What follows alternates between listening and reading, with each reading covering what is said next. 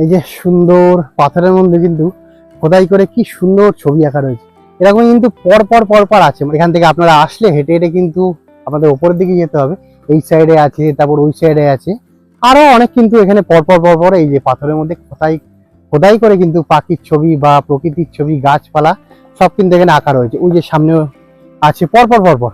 তো এই কারণেই এটার নাম কিন্তু হচ্ছে পুরুলিয়ার পাখির পাহাড়।